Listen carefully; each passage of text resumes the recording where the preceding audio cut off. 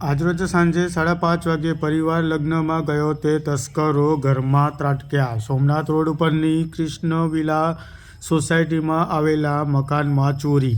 1 લાખથી વધુના મત્તાની ચોરી કરી ચોર ફરાર. મહેસાણા શહેર તેમજ તાલુકામાં તસ્કરો બેફામ બન્યા છે. ગ્રામ્ય વિસ્તારોમાં ચોરીની ઘટના નોંધાવ્યા બાદ હવે શહેરી વિસ્તારમાં પણ ચોરીની ઘટના સામે આવી છે.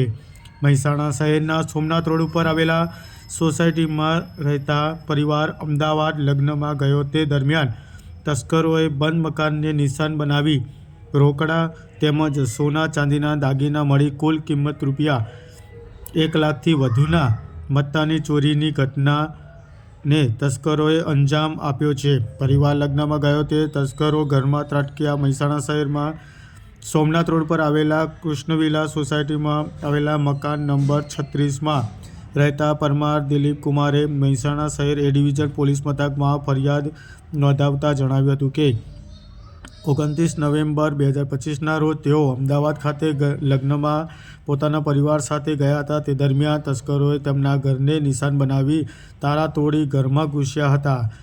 તસ્કરો 1 લાખના મત્તાની ચોરી કરી રફુચક્કર થઈ ગયા. આ દરમિયાન તસ્કરોએ ઘરનો સામાન અસ્તવ્યસ્ત કરી મૂક્યો હતો. ફરિયાદીના પાડોશીએ ફરિયાદીને ચોરી અંગે જાણ કરતાં તેઓ ઘરે દોડી આવ્યા હતા અને ઘરમાં તપાસ કરતાં જાણવા મળ્યું હતું કે તસ્કરો ઘરમાં ડબ્બામાં મૂકેલા 95,000 રોકડા, સોનાની ચૂની કિંમત રૂપિયા 2,000, ચાંદીની વીંટી 500 રૂપિયા, ચાંદીની પાયલ કિંમત રૂપિયા 3,000, ચાંદીનું પેન્ડલ કિંમત રૂપિયા 1,500, ચાંદીની કડી રૂપિયા 3,000, રસોડામાં રાખેલ કરિયાણાનું કિંમતનું 2,000નું મળી તસ્કરો કુલ 1,07,700 રૂપિયાના મત્તાની ચોરી કરી રફુચક્કર થઈ ગયા. સમગ્ર ચોરીની ઘટના અંગે મહેસાણા શહેર એ ડિવિઝન મથકમાં ફરિયાદ નોંધાવી છે.